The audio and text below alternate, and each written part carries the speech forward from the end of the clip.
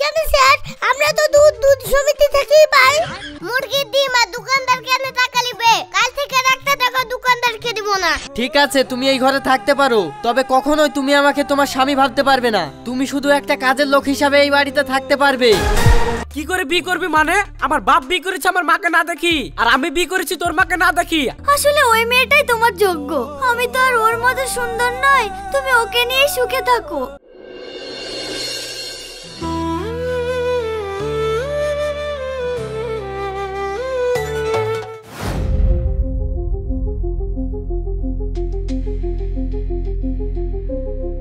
আব্বা আব্বা, ওই লোকটা মনে হয় অনেক কষ্ট পাচ্ছে, চলো ওনাকে কি দেখি। কি হয়েছে চাচা, আপনার কি হয়েছে? আব্বা, লোকটা তো খুব কষ্ট পাচ্ছে, চলো লোকটাকে হসপিটালে নিয়ে যাই। হ্যাঁ চল চল।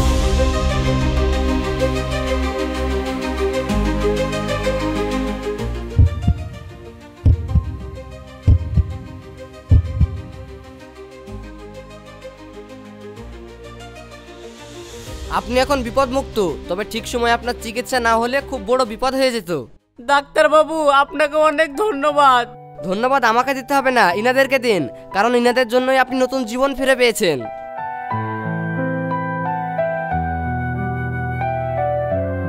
মা, তোকে যে কি বলি ধন্যবাদ দিব।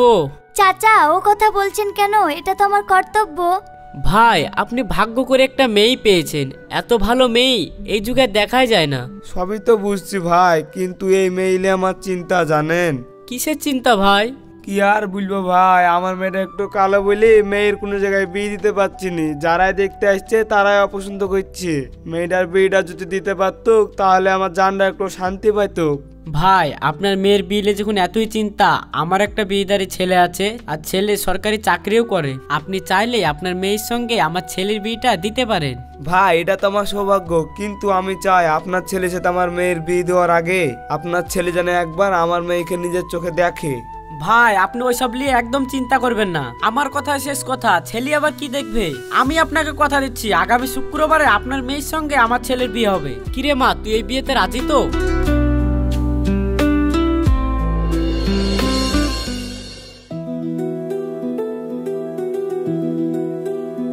আব্বা, তোমরা ভালো আছো? হ্যাঁ বাপ, ভালো আছি। বস বাপ, তোর সঙ্গে দুটো কথা আছে। বাপ, সামনে শুক্রবারে তোর বিয়ে ঠিক করে ফেলেছি। আব্বা, এটা তোমরা কি করেছো? আমি বাড়িতে নাই আর তোমরা আমার বিয়ে ঠিক করে ফেলেছো? আমার তো একটা পছন্দ অপছন্দের ব্যাপার আছে নাকি? যে মেয়েকে দেখলাম না শুনলাম না, সে মেয়েকে আমি কি করে বিয়ে করব? কি করে বিয়ে করবি মানে? আমার বাপ বিয়ে করেছে আমার মাকে না দেখি, আর আমি বিয়ে করেছি তোর মাকে না দেখি, আর তুই বিয়ে করতে পারবি নি? আমি যখন বলেছি তোকে বিয়ে করতে হবে, তখন ওই মেয়ের সঙ্গে তোর বিয়ে হবে। আর এই বাড়িতে আমার কথা শেষ কথা।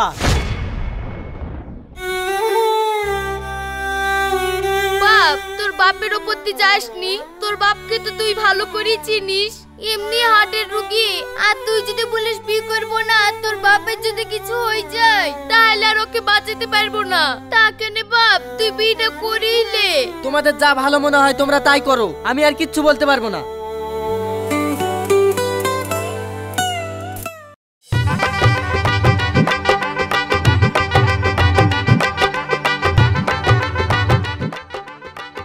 এইটা লেন।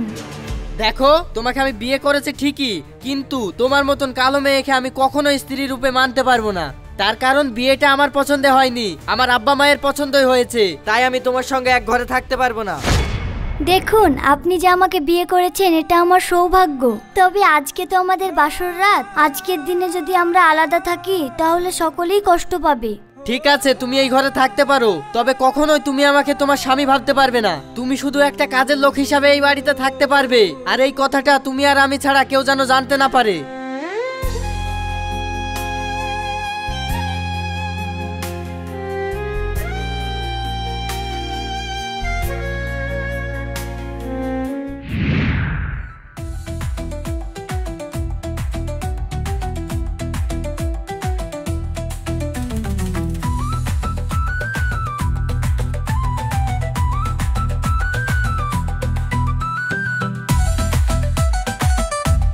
আরে এই ক্রিমটা লাগিয়ে আব্বা দাড়ি কামালো আর আব্বার মুখটা কি সুন্দর পরিষ্কার হয়ে গেল।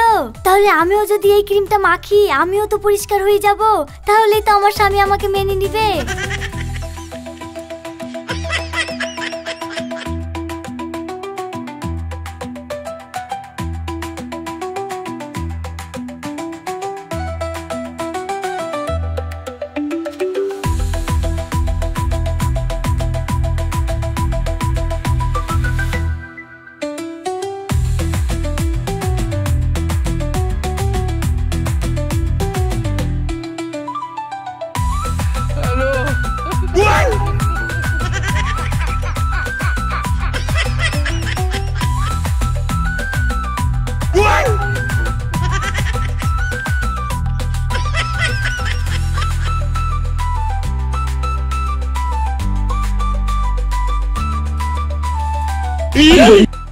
ও বৌমা, তুমি এটা কি করছো?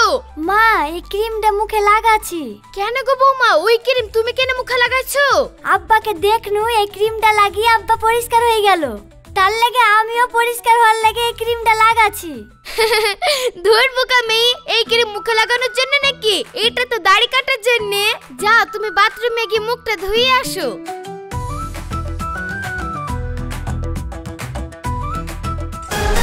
না, ভেবেছিলাম দুদিন বাড়িতে থাকবো, এই পাগল বোর জন্য আর থাকা যাবে না। এ যেমন দেখতেও খারাপ আবার বুদ্ধিও শর্ট। না, আমি আর বাড়িতে থাকবো না।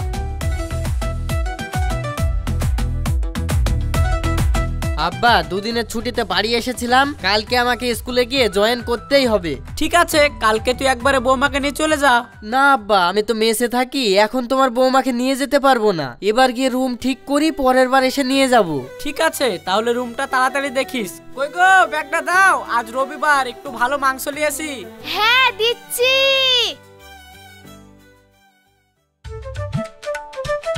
কিরে রোশান, তুই এটা কি লিখেছিস? দুধ আমরা কোথা থেকে পাই? কেন স্যার, আমরা তো দুধ সমিতি থেকেই পাই। আরে দুধ আমরা সমিতি থেকে পাবো কেন? দুধ আমরা গরুর কাছ থেকে পাই, গরু আমাদের দুধ দেয়। না স্যার, আপনি জানেন না, আমার আব্বা রোজ সমিতি থেকে দুধ আসে। হ্যাঁ, সমিতি থেকে দুধ নিয়ে আসুক, কিন্তু ওটা গরুরই দুধ, গরুই দুধ দেয়। স্যার, গরুতে যদি দুধ দেয় তাহলে সমিতিতে কেন টাকা নেয়? মহা বিপদ, সমিতি দুধ দিলে সমিতি টাকা নেবে না। কেন, আপনি যে বললেন গরু দুধ দেয়। না, তোকে আমি বোঝাতে পারবো না। সিনথিয়া, তুমি বুঝতে পেরেছো? হ্যাঁ স্যার, আমি বুঝতে পেরেছি। কই দেখি তোমার খাতাটা দেখি। কি ব্যাপার সিনথিয়া, তুমি এই প্রশ্নের উত্তর কি লিখেছো? ডিম আমাদের কে দেয়? কেন, দোকানদার দেয়? না সিনথিয়া, দোকানদার আমাদের ডিম দেয় না, ডিম মুরগিতে দেয়। বললে গেল আব্বা রোজ রোজ দোকান থেকে ডিম লেনে, আমি দেখিনি নাকি? এ তো মহা মুশকিল। ডিম দোকানদার দিলেও ওটা মুরগিরই ডিম, আর মুরগির ডিমই দোকানদার বিক্রি করে। তাহলে দোকানদারে তো খুবন দেয়, মুরগির ডিম আর দোকানদার কেন টাকা নিবে? কাল থেকে একটা টাকা দোকানদারকে দিব না, সব টাকা মুরগি খেয়ে দিব। বুঝতে পেরেছি, তোমরা এইভাবে বুঝবা না, তোমাদের বুঝাতে গেলে অন্য জিনিস লাগবে। উফ, দুজনে আমার মাথাটা খারাপ করে ফেললো।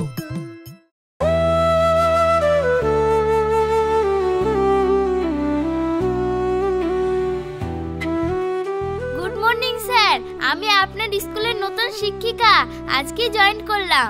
ও আচ্ছা আচ্ছা, তাহলে আপনি Dalia madam, please take your seat. Thank you sir. You welcome. Sir, আমি তো এখানে নতুন, আপনি কি আমার জন্য একটা ঘরের ব্যবস্থা করে দিতে পারবেন? কেন পারবো না ম্যাডাম, তবে হঠাৎ করে ঘর পাওয়া তো মুশকিল। আপনি চাইলে যে কটা দিন আপনার জন্য ভালো ঘরের খোঁজ পাচ্ছি না, সেই কদিন আমার কোয়ার্টারে থাকতে পারেন, ওখানে এক্সট্রা একটা বেডরুম আছে। ধন্যবাদ স্যার, তাহলে চলুন না আমার জিনিসগুলো আপনার ঘরে রেখে আসি। আমি আবার ওগুলো স্কুলের অফিস রুমে রেখে এসেছি। হ্যাঁ ম্যাডাম, চলুন। এমনিতেও এখন স্কুল ছুটি হয়ে যাবে, তাহলে আমরা ঘরে গিয়ে বাকি কথা সেরে ফেলি।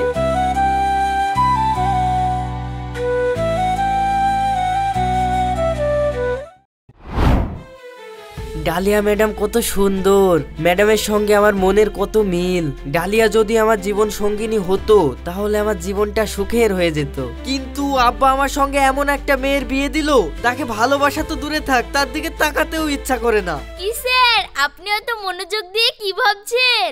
আপনার সামনে যে একটা সুন্দরী মেয়ে বসে আছে, আপনি কি দেখতে পাচ্ছেন না? ও না ম্যাডাম, তেমন কিছু না। আসলে আমি ভাবছিলাম আপনার সঙ্গে যার বিয়ে হবে সে কত লাকি। কেন স্যার, আপনি হঠাৎ এরকম কথা বলছেন? আসলে আপনি এত সুন্দর দেখতে আর আপনার এত সুন্দর পার্সোনালিটি, যে দেখবে সেই আপনার প্রেমে পড়ে যাবে। কি যে বলেন স্যার, আমারও তো আপনার সম্পর্কে একই ভাবনা। আপনার যে স্ত্রী হবে সেও অনেক লাকি হবে।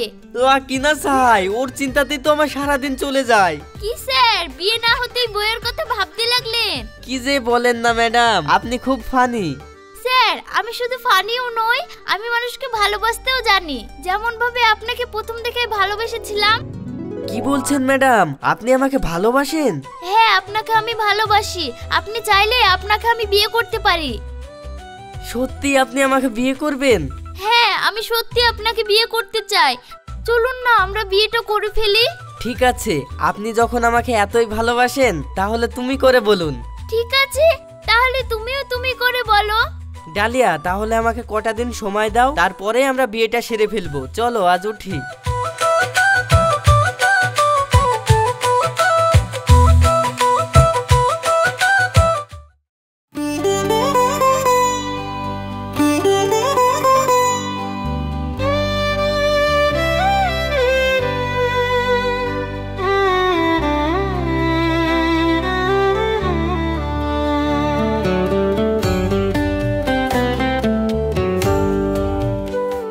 কি ব্যাপার, আমার স্বামী সব সময় মন মরা হয়ে থাকতো, হঠাৎ করে মনে এত আনন্দ কেন?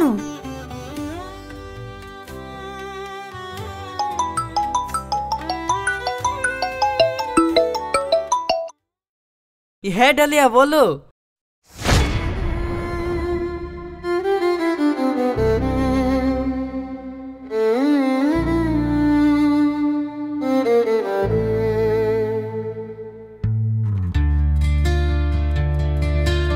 I love you too. কি ব্যাপার, আই লাভ ইউ কাকে বললো? তাহলে কি আমার স্বামী অন্য কাউকে ভালোবাসে? ডালিয়া, আমি সব ঠিক করে ফেলেছি। আগামী শুক্রবারে আমরা রেজিস্ট্রি বিয়েটা সেরে ফেলবো। সত্যি? আমার তো বিশ্বাসই হচ্ছে না। হ্যাঁ, আমি সত্যি বলছি। আর এরপর আমরা একটা ফ্ল্যাট নিয়ে নেব, আর তারপর থেকে আমরা ওখানেই থাকবো।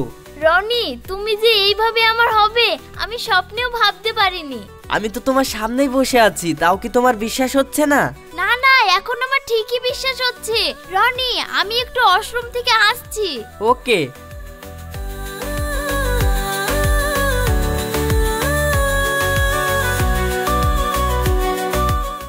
কি ব্যাপার, তুমি এখানে? দেখো, আমি তোমাদেরকে আলাদা করতে আসিনি। আসলে ওই মেয়েটাই তোমার যোগ্য। আমি তো আর ওর মতো সুন্দর নয়। তুমি ওকে নিয়ে সুখে থাকো। তবে তোমাদের এই সম্পর্কের কথা বাড়িতে বলো না, না হলে সবাই কষ্ট পাবে। আমি যেমন তোমার বাড়িতে কাজের লোক ছিলাম তেমনই থাকবো। শুধু মানুষে জানুক আমি তোমার বিয়ে করা বউ।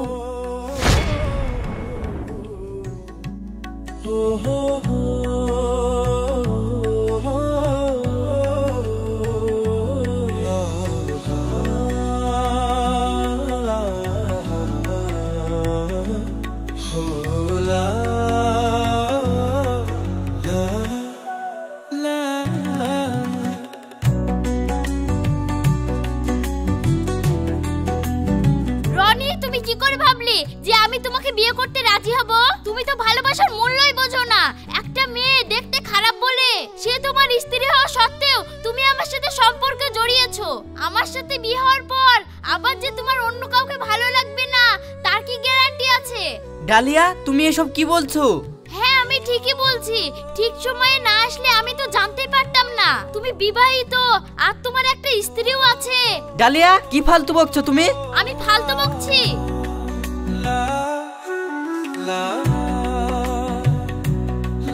এটা কে রনি?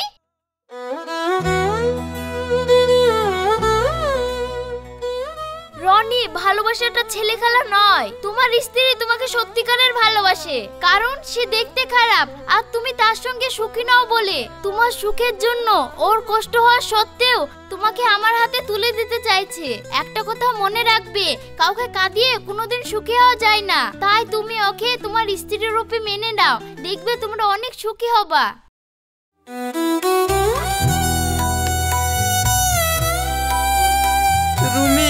আমাকে ক্ষমা করো।